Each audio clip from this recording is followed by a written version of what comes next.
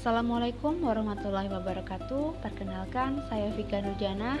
Saya peserta pelatihan dasar CPNS golongan 3 angkatan kelima kelompok 4 Kabupaten Bangka Tengah tahun 2022. Pada kesempatan kali ini saya akan menyampaikan learning journal saya mengenai kesiapsiagaan bela negara dengan Widyaswara Bapak Adpriyatna Utama SIPMM.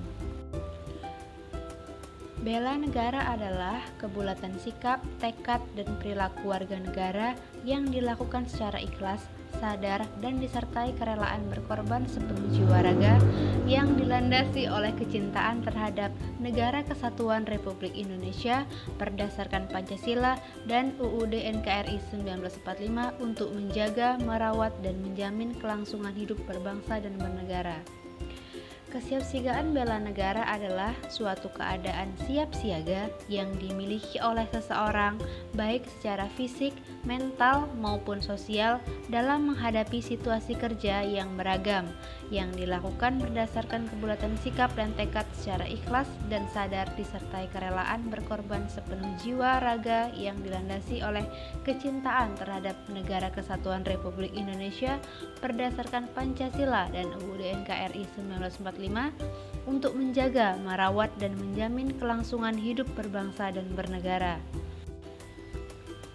Dalam konsep bela negara dapat dilakukan melalui fisik dan non-fisik. Fisik diantaranya mengangkat senjata menghadapi serangan atau agresi musuh, sedangkan non-fisik yaitu meningkatkan kesadaran berbangsa dan bernegara, menanamkan kecintaan terhadap tanah air, dan berperan aktif dalam memajukan bangsa dan negara. Lalu, bagaimanakah penerapan kesiapsiagaan bela negara bagi ASN di tempat kerja? Kesiapsiagaan bela negara seyogyanya dapat dilakukan oleh setiap individu. Kesiapsiagaan bela negara akan menjadi model penguatan mental, jasmani, dan spiritual dalam pelaksanaan tugas, khususnya kepada para aparatur sipil negara atau ASN yang memiliki fungsi utama sebagai pelaksana kebijakan publik, pelayan publik, dan sebagai perekat pemersatu bangsa dari segala ancaman, gangguan, dan hambatan, baik dari dalam maupun luar negeri. Adapun kesiapsiagaan bela negara dapat diterapkan dalam lingkungan kerja sebagai berikut. Yang pertama, kesiapsiagaan jasmani, yaitu dapat diterapkan seperti olahraga rutin setiap hari saat di kantor, dapat melakukan peregangan sederhana selama 5 menit, kemudian menerapkan pola hidup sehat, mengkonsumsi makanan bergizi dan seimbang. Yang kedua, yaitu kesiapsiagaan mental, dapat diterapkan dengan selalu berpikir positif terhadap apa yang menjadi tanggung jawab dan hasil yang kita peroleh, mampu mengendalikan stres dan emosi, dan selalu memberikan makna yang positif dalam hidup. Yang ketiga, yaitu memiliki etika atau etiket moral, dapat diterapkan dengan santun dalam berkomunikasi, baik dengan atasan ataupun rekan kerja, mengikuti keprotokolan seperti pada saat upacara, termasuk kemampuan baris berbaris, upacara sipil, dan apel. Yang terakhir, menjunjung kearifan lokal, dapat diterapkan dengan menjaga budaya sopan santun di tempat kerja.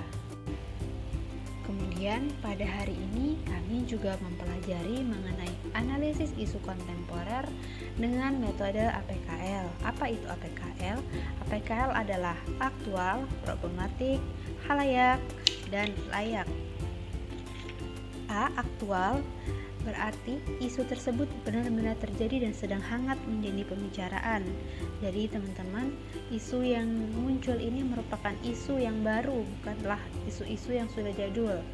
Kemudian P. Problematik, di mana memiliki masalah yang kompleks isu tersebut sehingga perlu dicarikan solusi secepatnya. Sehingga di sini diperlakukanlah skala prioritas. Kemudian K. Kekhalayakan, isu yang dipilih menyangkut hajat hidup orang banyak. Mungkin ketika isu yang kita pilih itu menyangkut kelompok kecil ataupun unit yang kecil, sedangkan di situ juga terdapat isu yang menyangkut hajat hidup orang banyak atau komunitas yang lebih banyak, menyangkut kepentingan orang banyak, otomatis isu yang dipilih adalah isu yang menyangkut hajat hidup orang banyak. Kemudian L. Layak atau kelayakan. Isu yang dipilih ini masuk akal dan realistis, serta relevan untuk dimunculkan inisiatif pemecahan masalahnya, layak dan masuk akal untuk dicari solusinya, dan ada intervensi kita di dalam pemecahan masalah tersebut. Dan terdapat juga masuk akal dalam kategori waktu untuk menyelesaikan masalah tersebut. Selanjutnya, terdapat analisis isu dengan menggunakan metode USD, yaitu urgency, seriousness, dan growth.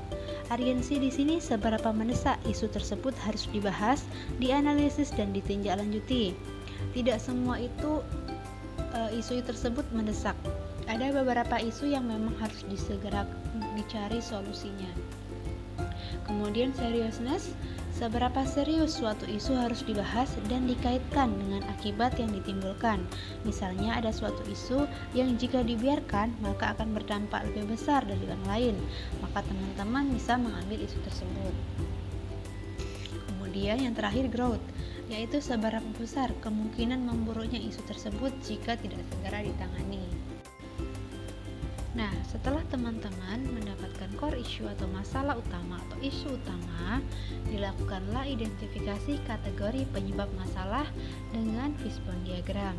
Fishbone diagram ini bisa menggunakan kategori analisis 6M, yaitu mesin, method, material, manpower, measurement, dan milieu.